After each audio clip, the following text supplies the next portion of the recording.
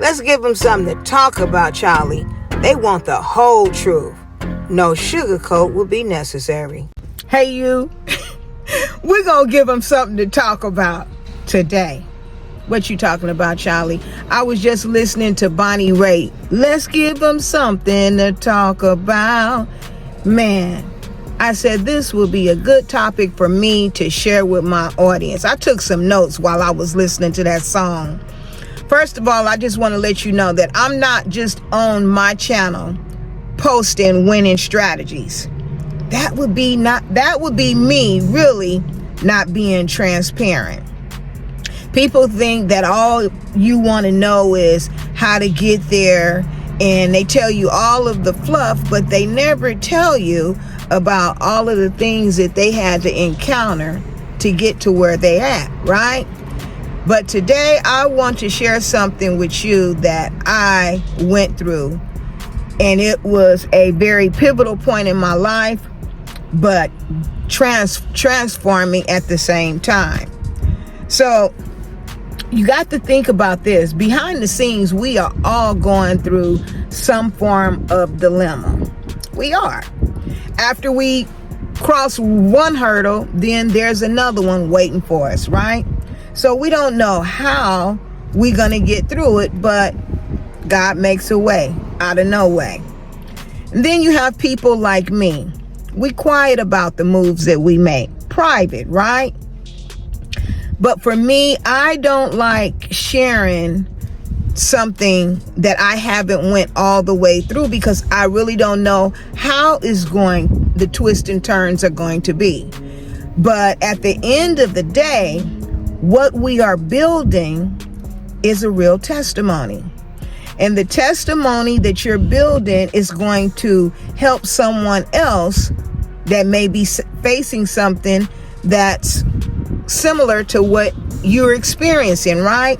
So I like to be able to tell the story after the fact, not during.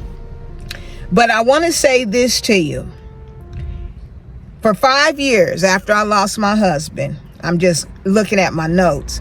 5 years after I lost my husband, 5 years of me trying to pay my rent, not knowing how I was going to pay my rent.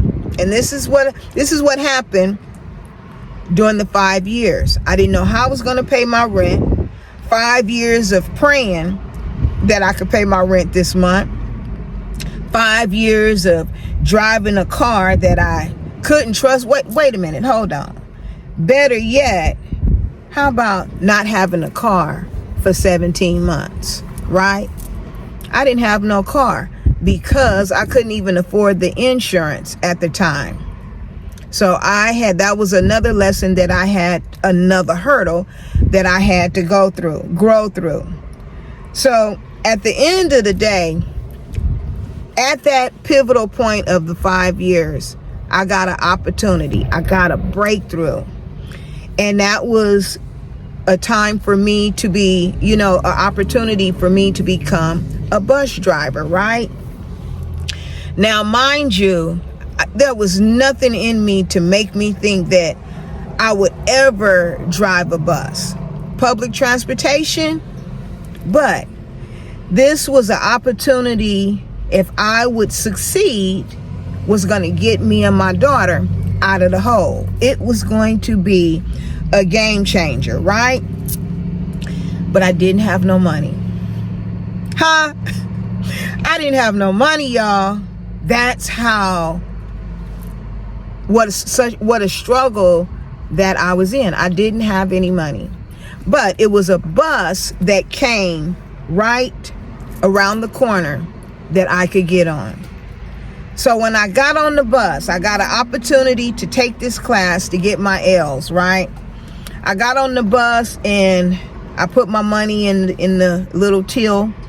But I told the bus driver, I said, "Ma'am, I am going over to the bus yard."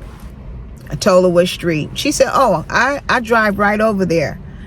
I said, "But I want to tell you is that I have a 6 weeks training, right? But I do not have no money in the till every day for the next 6 weeks.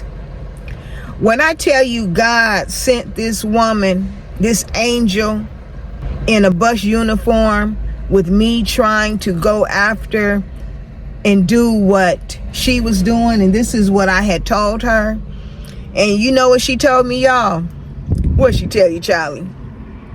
She told me, sit down, baby. I got you. And at this time, she never asked me for a dime. That lady got me as close as she could to the bus yard. I had to walk the rest of the way, but I was in there, right? Now, mind you, I took the class. I was really focused in, passing this class, right? And I did. I passed the class, but they also paid for me to get the certification paper that I needed, right? In order, your paperwork had to be right before you could get behind the wheel. That was the second part. You had to pass these 4 or 5 tests at Department of Motor Vehicles before you got the release that you can continue with the training. But let me tell you something. I didn't pass the test. Not the first time, not the second time, and not even the third time. What, Chalee? Baby, when I tell you, I didn't pass the written test. And it was so stressful for me because it was at that point that I knew that everything was riding on this. I have to pass. This is the first breakthrough that I have gotten that could be a game changer for me and my baby. Not only for me, but for our life, period. But eventually, that fourth try, baby, I passed that test. And when I tell you that started everything, I passed that test and I started my training. Thank you, Lord. See, God don't show you something, a possibility of something, if he don't think that you have the wherewithal to get through it. I did. Everything was riding on this opportunity. Struggle City ain't nice for no one. And we was in Struggle City and had been for 5 years.